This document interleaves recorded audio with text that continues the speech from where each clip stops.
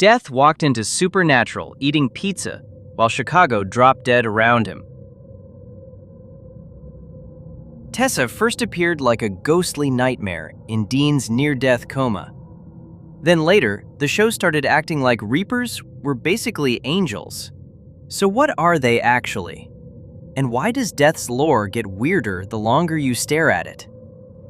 Let's break down the possible origin of Death and his Reapers. First, we have to talk about the original Death. Not Billy, not Betty. The Death. The one in Season 5 who shows up in 2 minutes to midnight with one of the coldest entrances in the entire show. Oh, Death plays. People collapse in the street. And this ancient cosmic being walks into a pizza place like ending life is just something he does between errands. Then Dean sits across from him, and Death is not scared. Not of Dean, not of Lucifer, not even of God. He tells Dean he's as old as God, maybe older, because neither of them can remember anymore.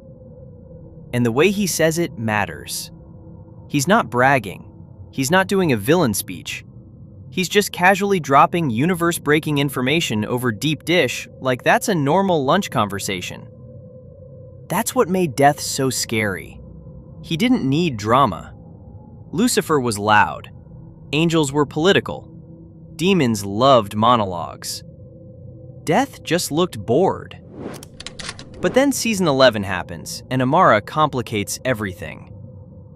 Amara is God's sister, the darkness, the being sealed away before creation as we understand it. If anyone should have some memory of what existed before the universe got furniture, it's her. But when Death comes up, she doesn't seem to know him.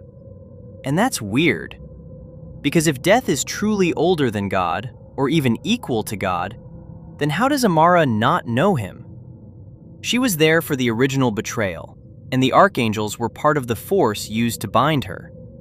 So either she somehow missed the cosmic skeleton man with a ring and a food preference, or Death's story is more complicated than he was always there. This is where Supernatural does what Supernatural does best. It gives us a contradiction, refuses to clean it up, and makes fans do unpaid lore archaeology. One easy answer is that Death was created by God and just thinks he's older because Chuck gave him false memories. And honestly, with Chuck, that's not impossible. By Season 15, we know God is petty enough to write suffering into existence and call it character development. Giving a cosmic employee fake lore to make him feel important? Very on brand. Extremely Chuck. But that answer feels too small. Because Death has something no normal creation seems to have. Authority over God's end. In Season 15, Billy reveals Chuck has a death book. Not just a random prophecy. A book in Death's reading room that contains the way God dies. And the scariest part is that these books seem tied to a system even Chuck doesn't casually control the way he controls his stories. That means something about Death sits outside God's usual author mode. And that's the key. Maybe Death the person isn't older than God, but Death as a force might be. Think of it like this. God creates. Amara destroys. Death balances. Death keeps making life. Souls, worlds, angels, humans, monsters, the whole cosmic mess. Amara represents the void, the ending before everything. But Death is the system that keeps created life from piling up forever. Not destruction exactly, not erasure. More like the universe's drain. Very glamorous. Very ancient. Very much giving cosmic plumbing with a scythe. This theory makes original Death make more sense. Death might not be a regular being who was born one day and got a job. He might be the face given to a force that already existed. The force was always there. The person came later. That explains why Death talks like he's older than memory. He's not just a guy. He's a mask worn by something deeper. The same way Castiel is an angel with a body, death could be a personality wrapped around a cosmic law. And suddenly the ring becomes interesting.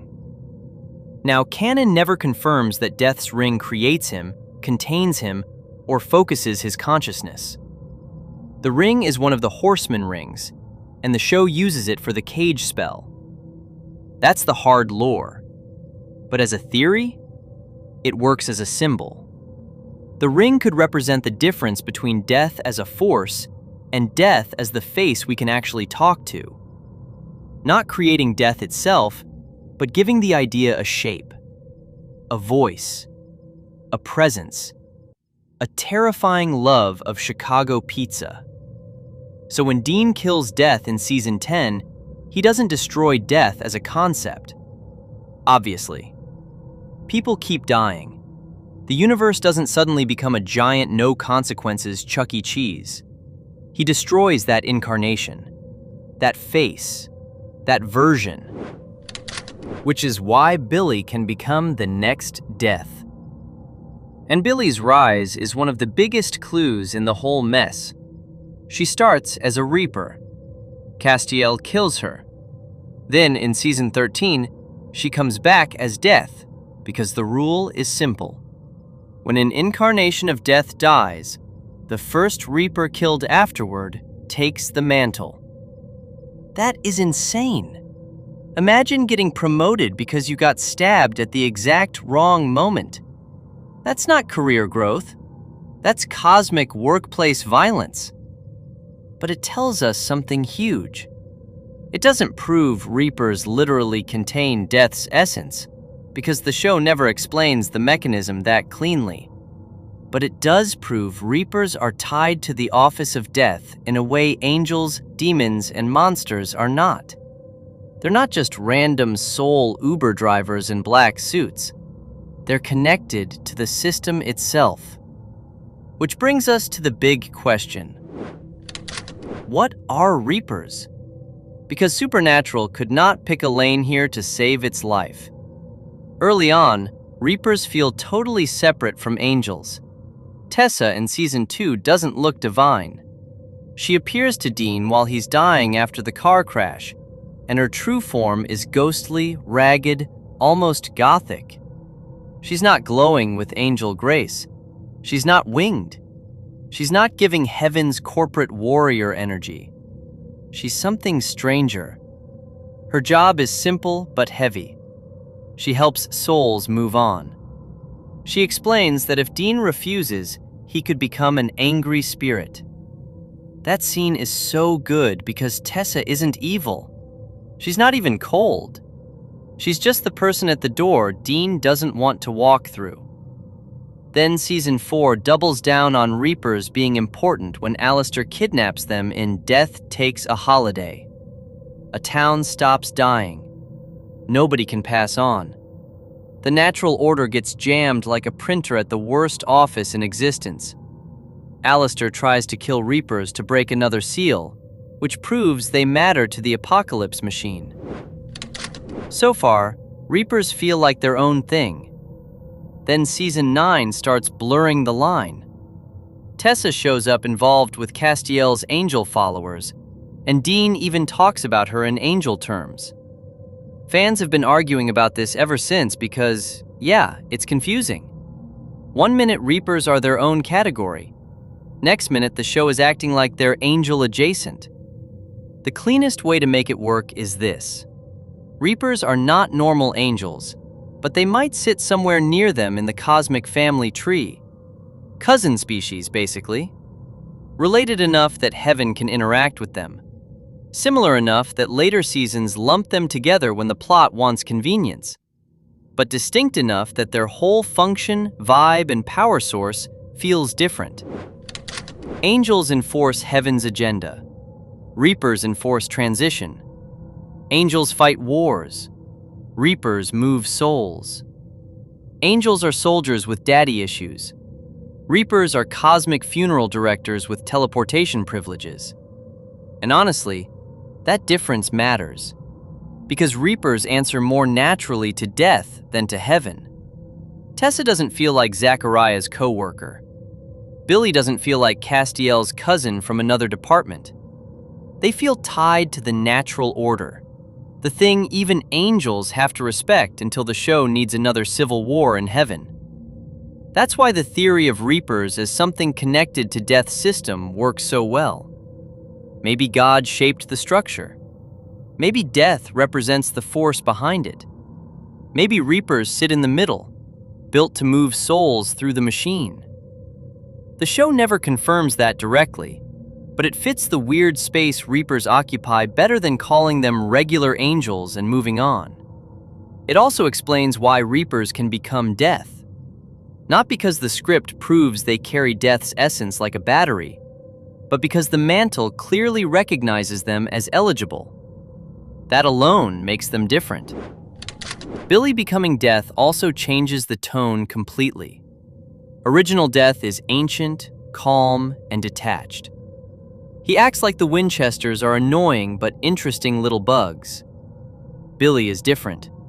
She is tired of their nonsense immediately. And honestly, fair. Sam and Dean have died, resurrected, body swapped, soul split, demonized, angel protected, prophet adjacent, and loopholed their way through the natural order so many times that any Reaper assigned to their file probably needed hazard pay.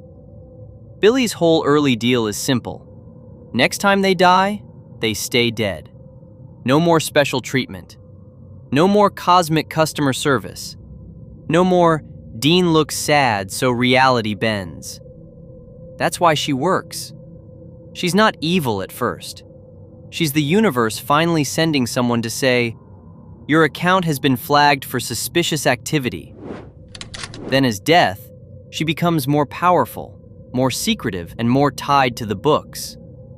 And the books are where the lore gets scary again.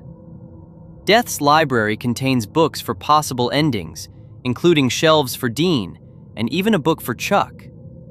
And the fact that Chuck has a book means Death is not just something he can delete from the system whenever he feels insecure. He can manipulate stories. He can erase worlds. He can snap people away. But Death still has paperwork on him. That is hilarious and terrifying. God made creation. And somewhere in a quiet reading room, there's still a file that says how he ends. No wonder Chuck hates free will. Even his own ending won't fully listen to him. So where did Death actually come from? The show never gives one clean answer, but the safest theory is this. Death as a force came into being with creation itself. Maybe the moment God and Amara's conflict shaped reality, existence needed a way to manage life and ending. That force existed before it had a personality. Then, somehow, that force gained a form, and the being we meet in Season 5 became its face. That's why Death can honestly say he's as old as God. The force behind him might be. That's why Amara might not know him. The personified version may have come later. That's why Billy can replace him. The role is bigger than the individual. And that's why Reapers are so strange. They're not just angels. They're not just ghosts. They're agents of transition, tied to the same natural order Death represents. It also makes Dean killing Death even more disturbing. At first, it feels like classic Winchester chaos.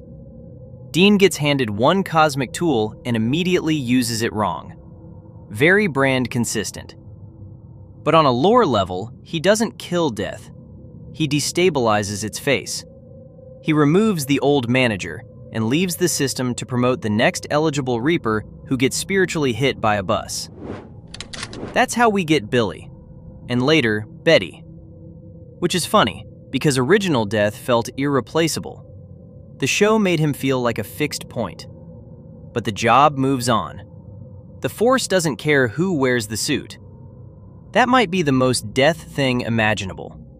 The person dies, the work continues. And maybe that's why Death is one of Supernatural's best ideas. The show never fully explains him, and somehow that makes him better. He's not just another monster with a backstory. He's a cosmic consequence with table manners. He can eat pizza with Dean.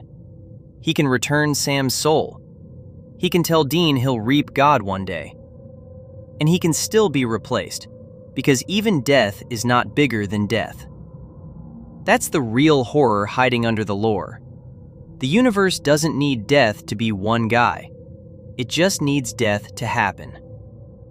So was original death a primordial force wearing a face?